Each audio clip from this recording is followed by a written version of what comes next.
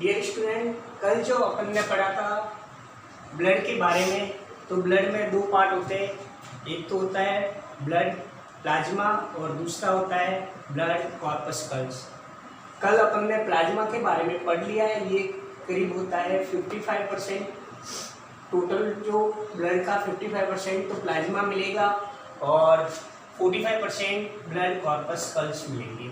उनमें से भी कल अपन ने आरबीसी के बारे में पढ़ लिया था। आज जो अपन पढ़ेंगे वो डब्ल्यूबीसी के बारे में। तो डब्ल्यूबीसी का दूसरा नाम है ल्यूकोसाइट यानी वाइट ब्लड सेल। वो था रेड ब्लड सेल। इसको कहते थे इरिथ्रोसाइट, इसका नाम है ल्यूकोसाइट। अब देखो ये कहाँ बनते हैं? Form by red bone marrow. Red bone marrow में बनता है बाय माइलोसाइट सेल। जो माइलोसाइट सेल्स होती है वो डब्ल्यूबीसी का निर्माण करती है। और कुछ डब्ल्यूबीसी किसके द्वारा बनती है? स्प्लीन। इसको क्या कहते हैं? ग्रेवयार्ड ऑफ आरबीसी, यानी आरबीसी का कब्रिस्तान भी कहते हैं। थाइमस जो ग्लैंड होती है वो भी कुछ डब्ल्यूबीसी बनाती है। और लिम्फ नोड, लिम्फ जो होता है जो पूरे शरीर में सर्कुलेटरी सिस्टम के साथ एक लिम्फेटिक सिस्टम भी चलता है, तो लिम्फ नोड भी बनाती है कुछ हद तक। और इसमें हीमोग्लोबिन नहीं होता, यानी नेगेटिव। अगर हीमोग्लोबिन नहीं है इसका मतलब कलरलेस, यानी वो क्या हो गया? कलरलेस। और देखो इसकी जो लाइफ स्पैन होती है डब्ल्यूबीसी की, वो होती है 4 से 7 दिन की, करीब 4 से लेके 7 दिन की। और डब्ल्यूबीसी को दो पार्ट्स में डिवाइड करते हैं। एक तो ए ग्रेनुलोसाइट्स, यानी जिसमें ग्रेन्यूल्स है ही नहीं। ए का मतलब एब्सेंट, यानी उसमें कणिकाएं है ही नहीं। और एक होता है ग्रेनुलोसाइट्स। जो ए ग्रेन्यूल्स जिसमें ग्रेन्यूल एब्सेंट होते हैं उसको आप दो पार्ट में डिवाइड कर सकते हो। एक का नाम है लिम्फोसाइट और दूसरे का नाम है मोनोसाइट। लिम्फोसाइट और मोनोसाइट। अब लिम्फोसाइट को भी आप 3 में सब डिवाइड कर सकते हैं। T lymphocyte,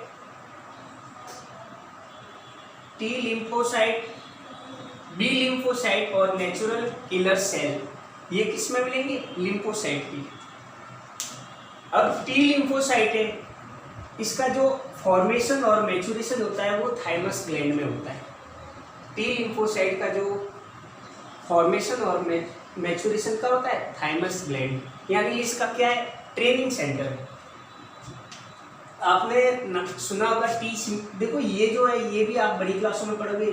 T3 cell, T4 cell, T helper cell, ये सब आप बड़ी क्लासों में पढ़ोगे। हेल्पर सेल जो HIV पेशेंट्स होते हैं, एड्स वाले जो पेशेंट होते हैं उसमें T3 सेल की कमी हो जाती है। यानी ये जो T3 सेल होती है वो धीरे धीरे उसके अंदर से हटती जाती है। और ये इसका मेन फंक्शन ही है इम्यूनिटी प्रदान करना। तो जब आपकी इम्यूनिटी धीरे धीरे उस पेशेंट की ख़त्म हो जाएगी तो फिर वो क्या है? मल्टीपल डिजीज़ का शिकार हो जाएगा। ठीक है, ये हो गया ए ग्रेनुलोसाइट्स। अब दूसरा वाला है जिसमें ग्रेन्यूल्स होते हैं, उसको कहते हैं ग्रेनुलोसाइट्स। ये भी 3 तरह से है। एक का नाम है एसिडोफिल्स, एक का नाम है बेसियोफिल्स और एक का नाम है न्यूट्रोफिल्स। ये जो नाम रखा है ये क्या है? डाई में ये अपने आप कलर शो करते हैं, इसलिए एसिडिक डाई, ये बेसिक डाई, और ये बिल्कुल अपना कलर शो नहीं करते हैं। एसिडोफिल्स होते हैं एसिडिक डाई में कलर शो करेगा, बेसोफिल बेसिक डाई, और न्यूट्रोफिल्स में ये अपना कलर शो नहीं करेंगे। और जो एसिडोफिल्स होती है वो कैसी होती है? बाइलॉग, यानी इसका जो न्यूक्लियस है वो क्या है? बाइलॉग में कन्वर्ट है। ये इसका न्यूक्लियस है जो बाइलॉग में कन्वर्ट। बेसोफिल्स है उसका न्यूक्लियस मल्टीलॉग में पर नॉट क्लियर, यानी वो क्लियर नहीं है। ये देखो क्लियर बता ही नहीं रहे, इसका लॉग भी नहीं बन रहा है। ये क्या है? बेसोफिल्स। और जो न्यूट्रोफिल्स होते हैं वो क्या है? मल्टीलॉग है। और सारे जो होते हैं न्यूक्लियस वो क्या है? स्पष्ट दिखाई दे रहे हैं। देखो क्लियर न्यूक्लियस दिखाई दे रहे हैं। तो ये हो गया न्यूट्रोफिल्स। और ये एग्जाम में पूछा हुआ भी है। जो न्यूट्रोफिल्स होते हैं वो जो टोटल ब्लड में सबसे ज़्यादा नंबर में मिलते हैं। ये पूछा हुआ है कि जो ब्लड में सबसे ज़्यादा क्या मिलते हैं, तो आप बताओगे कि न्यूट्रोफिल्स सबसे ज़्यादा होते हैं, मैक्सिमम नंबर इन ब्लड। अब देखो इसका कार्य क्या है डब्ल्यूबीसी का।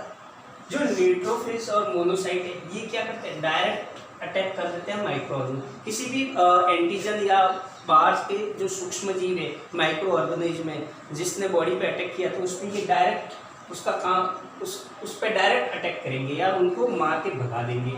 और जो मोनोसाइट्स होते हैं, मोनोसाइट उनको कहते हैं बिग पुलिसमैन, यानी ये आपके शरीर की क्या है, पुलिसमैन। वैसे पुलिसमैन का काम क्या है कि कोई गुंडागर्दी करे तो उसको मार के बाहर भगाना, तो इसमें भी कोई आपको हानि पहुंचाए आपकी बॉडी को तो उसको मार के बाहर भगाने का काम करती है, इसलिए मोनोसाइट को क्या कहते हैं, बिग पुलिसमैन। लिम्फोसाइट्स और क्या, एंटीबॉडीज बनाने में ज़्यादा हेल्प करती है, यानी रिलेटेड टू इम्यूनिटी। अब डिजीज, तो WBC से देखो बहुत सारी डिजीज है, पहले लिखवाई है मैंने ल्यूकोसाइटोपिनिया। अब ल्यूकोसाइटोपिनिया में क्या होता है कि जो WBC जो काउंट होता है वो नॉर्मल से भी कम आ जाए, यानी करीब इतना आ जाए तो उस डिजीज को क्या कहेंगे, ल्यूकोसाइटोपिनिया। दूसरा है ल्यूकोसाइटोसिस, जिसमें क्या हो जाएगा, WBC ज़्यादा आ जाएंगे इससे, यानी क्या है, ज़्यादा भी हानिकारक और लेस भी हानिकारक। तीसरा है ल्यूकेमिया। ल्यूकेमिया इसका दूसरा नाम है ब्लड कैंसर, इसका दूसरा नाम क्या है, ब्लड कैंसर। उसमें होता है क्या, ब्लड कैंसर में WBC काउंट बहुत ज़्यादा बढ़ जाते हैं और RBC काउंट कम रहते हैं, यानी WBC बहुत ज़्यादा बढ़ गए और RBC कम हो जाएगी तो उसमें ये जो ब्लड कैंसर वालों में ये सबसे ज़्यादा दिक्कत रहती है। और ये डिजीज कहाँ होती है, बोन मेरो में, रेड बोन मेरो में। इसलिए अगर ब्लड कैंसर जो होता है उसमें उसका ब्लड नहीं हटाया जाता, ब्लड कैंसर का किसी पेशेंट का ट्रीटमेंट करते हैं तो उसमें से ब्लड को नहीं रिमूव करेंगे, उसमें से क्या रिमूव किया जाता है, ट्रांसप्लांटेशन, रेड बोन मेरो को हटाई जाती है। ठीक है, तो ये पूरा पोर्शन किसके बारे में पढ़ा अपन ने, WBC के बारे में। अब तीसरी है वो है प्लेटलेट्स। तीसरा है क्या, प्लेटलेट्स, और प्लेटलेट्स का दूसरा नाम क्या है, थ्रोम्बोसाइट। अब देखो ये भी रेड बोन मेरो में उनका निर्माण होता है, इसका भी निर्माण कहाँ होता है, रेड बोन मेरो में। अब देखो इसमें न्यूक्लियस होता है क्या, RBC में न्यूक्लियस नहीं होता, इसमें होता है और प्लेटलेट्स में नहीं होता। ये क्या है, प्लस माइनस, ये न्यूक्लियस की बात बता रहा हूँ मैं, क्या है ये न्यूक्लियस, तो इसमें भी न्यूक्लियस क्या है, नहीं है। और इसका जो लाइफ स्पैन होता है मैक्सिमम 10 डेज तक होता है, पर नॉर्मल 2 से 4 दिन तक जिंदा रहते हैं। और इसका जो नॉर्मल ब्लड का नॉर्मल जो काउंट है ब्लड में वो कितना है, 3 लाख पर क्यूबिक मिलीमीटर, यानी 3 लाख घन मीटर है। और इसका काम क्या है, मेन फंक्शन ब्लड क्लोटिंग, यानी थक्का जमने की। आपने नाम सुना होगा रॉयल डिजीज, जो शाही बीमारी, यानी जो राजा महाराजाओं में मिलती थी, उसमें क्या होता था कि जो पेशेंट है उसका ब्लड क्लोटिंग नहीं होता था। अब आप बड़ी क्लास में पढ़ोगे, इसमें 13 ब्लड क्लोटिंग फैक्टर है, जो ब्लड क्लोट करने में 13 फैक्टर काम आता है। तो उसमें से एक क्रिसमस फैक्टर आता है 9वें नंबर पे, उसमें अगर कोई दिक्कत आ जाती है तो उसका उस पर्सन का क्या होता है, ब्लड क्लोट ही नहीं होता। और अगर ब्लड क्लोट ही नहीं होगा तो क्या हो जाएगा, हल्का सा भी कहीं घाव लग गया तो वो पूरा शरीर से खून जो है ब्लड वो धीरे धीरे बाहर निकल जाएगा और पेशेंट की मृत्यु हो जाएगी। तो इसका मेन फंक्शन क्या है, ब्लड क्लोटिंग। डिजीज में आप पढ़ोगे थ्रोम्बोसाइटोपिनिया, ये जो डिजीज होती है इसमें जो प्लेटलेट्स का जो काउंट होता है उससे भी लेस हो जाता है। और ये आपने सुना होगा डेंगू फीवर जो होते हैं उसमें जो कहते हैं कि उसकी तो प्लेटलेट्स बिल्कुल ही गिर गई, यानी जो थ्रोम्बोसाइटोपिनिया में क्या आपको डेंगू फीवर जो होता है तब ये डिजीज होने का मैक्सिमम चांस रहता है, क्योंकि डेंगू फीवर में क्या हो जाता है, प्लेटलेट्स काउंट बिल्कुल लो हो जाते हैं।